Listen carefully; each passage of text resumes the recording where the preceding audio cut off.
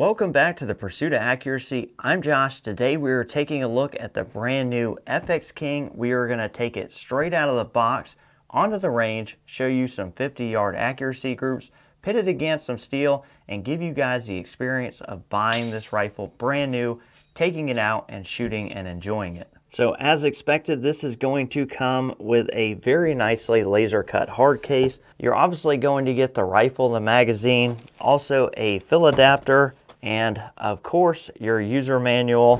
And now to the good stuff. This is a 25 cal 500 millimeter FX King, and yes, it's 500 millimeter because I wanted to shoot pellets out of this rifle. I have my competition guns, but what I missed was just some straight out of the box pellet shooting fun. So the very first thing we did was we shot about 3 or 4 shots to get this on paper. I didn't touch any of the settings, not the micro adjuster, the macro adjuster, didn't touch the reg pressure. I put on the Donnie FL Yokozuna to test it out, and yeah, it's probably overkill for a pellet shooter, but I really like that quick detach, and we took this out and shot some groups at 50 yards, so let's take a look at that now. Let's see where we're at.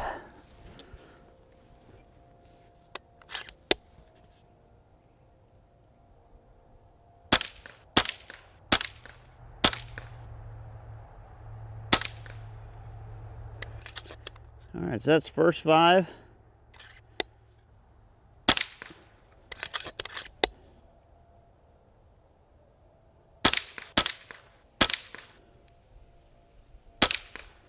Ooh, wind got us there, I think.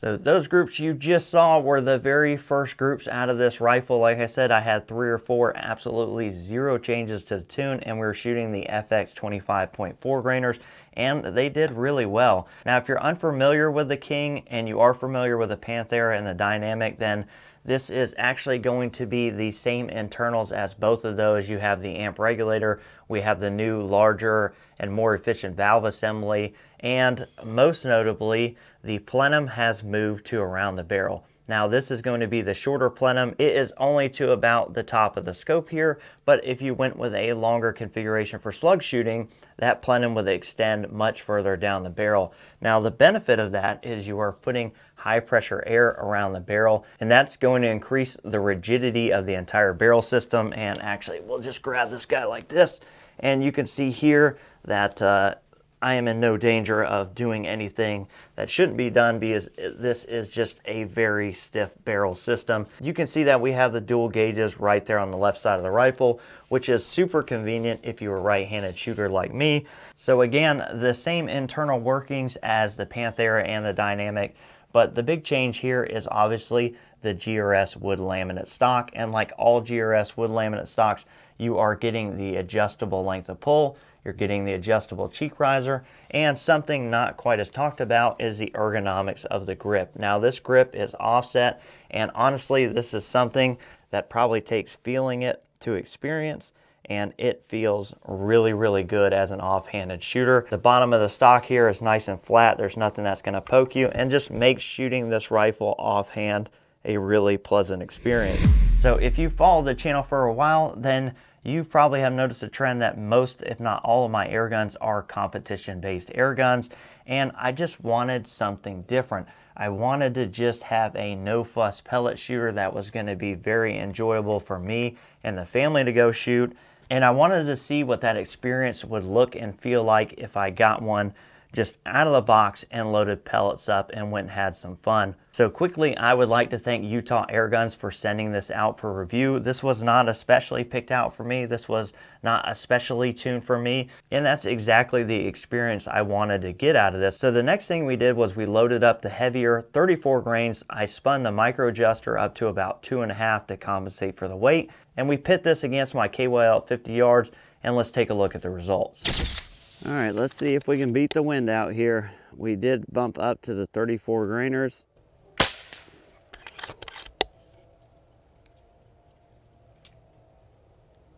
All right, we're gonna skip that guy.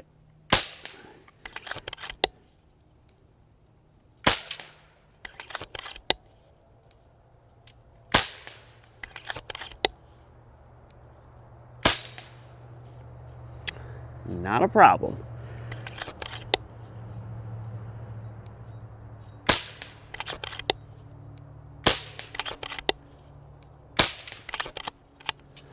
All right, I believe we have, what do we got down there? 1, 2, 3, 4, 5, 6.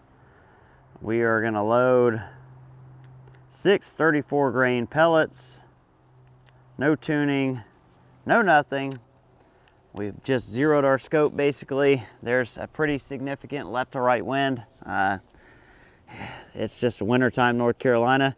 We're gonna see if we can speed run this.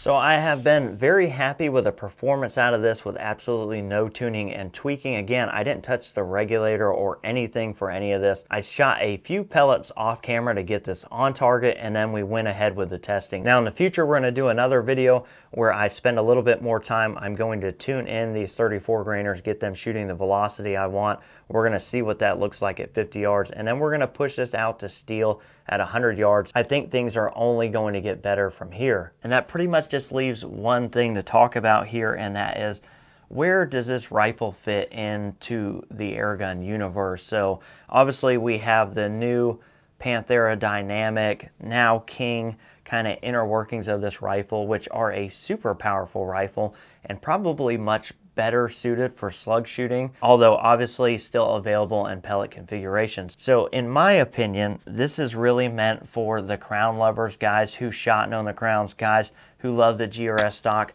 who are looking to get a rifle with the most recent technology in it. They want the stability and the rigidness that the plenum over the barrel provides. Again, I'll show you that one more time. This thing is rigid. You're gonna be able to carry this around in the woods. If you lean it against a tree, if you bang it around, you're not gonna have any issues with that because of this new plenum design.